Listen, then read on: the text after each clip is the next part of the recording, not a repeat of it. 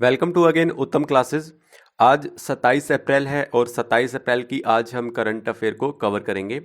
27 अप्रैल से top 6 questions बनते हैं, तो सभी 6 क्वेश्चंस हमारे लिए इम्पोर्टेंट है, तो वीडियो को लास्ट तक जरूर देखते रहिए। तो जैसा कि आपकी स्क्रीन के सामने पहला क्वेश्चन है, अप्रैल 2020 में भारत ने सार्क स्वास्थ्य मंत्रियों के एक वीडियो सम्मेलन में भाग लिया।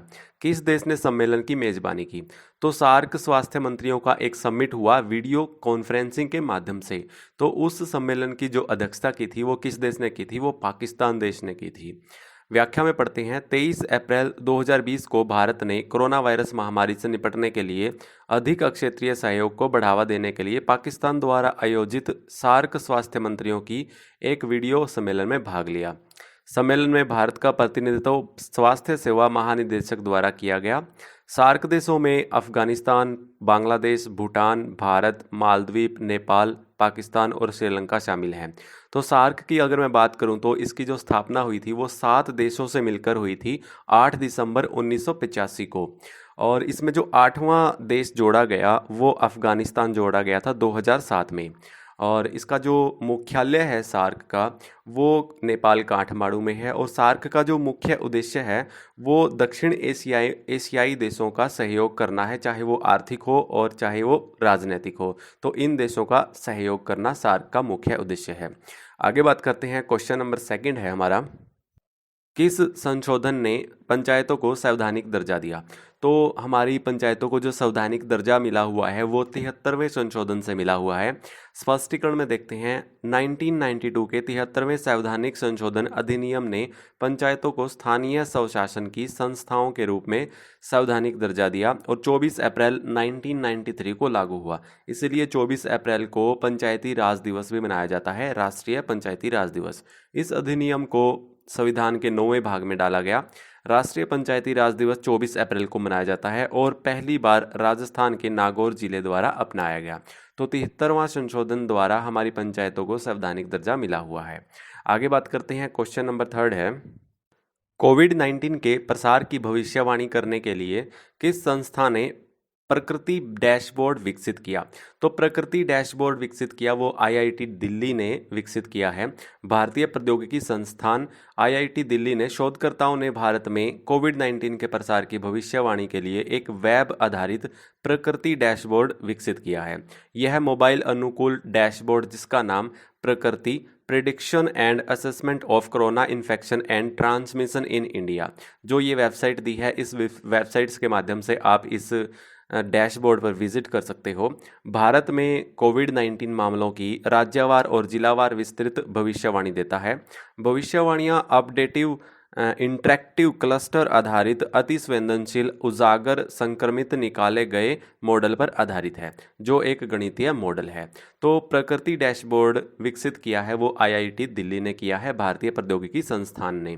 और आगे बात करते हैं, क्वेश्चन नंबर 4 है, किस मंत्रालय ने hashtag my book my friend अभियान लॉन्च किया?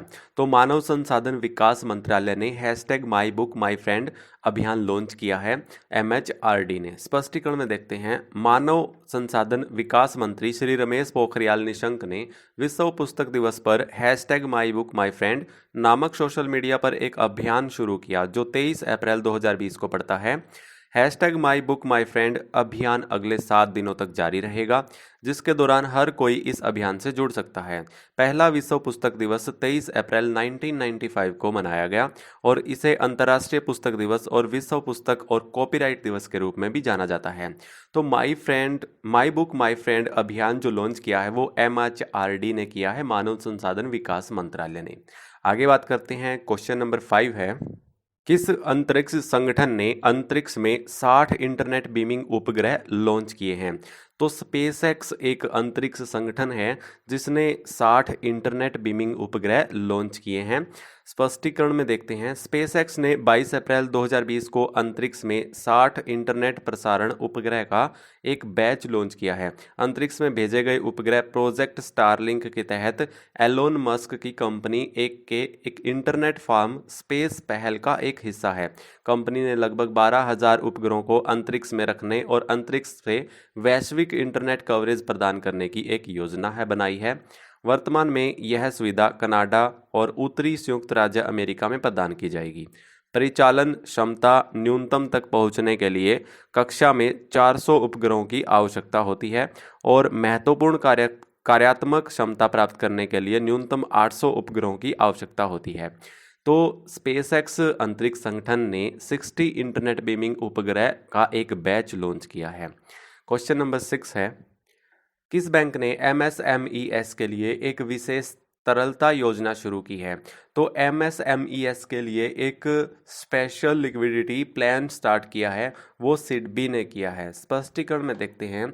भारतीय लघु उद्योग विकास बैंक सिडबी ने सूक्ष्म लघु मध्यम उद्योगों के लिए सूक्ष्म वित्त संस्थानों, लघु वित्त बैंक और गैर बैंकिंग वित्तीय कंपनियों के लिए एक विशेष तरलता योजना शुरू की है। योजना के अनुसार 90 दिनों के कार्यकाल के साथ MSME को ऋण प्रदान किया जाएगा। सिडबी की अगर मैं बात करूं तो इसकी जो स्थापना हुई थी वो 1990 में हुई थी और इसका जो मुख्यालय है भारत के लखनऊ उत्तर प्रदेश में है। और इसका जो मेन उद्देश्य है, मेन कार्य क्या है, वो ये है कि जो छोटे छोटे बैंक होते हैं, छोटे छोटे जो उद्योग होते हैं, उनको फाइनेंशियली प्रॉब्लम होती है तो उनमें इनकी सहायता करना है। सिडबी की जो फुल फॉर्म है small industrial development bank of India. तो ये थे दोस्तों 27 अप्रैल के टॉप 6 क्वेश्चंस। और अब मिलते हैं कल नेक्स्ट वीडियो में 28 अप्रैल की करंट अफेयर के साथ। तब तक के लिए जय हिंद, जय भारत।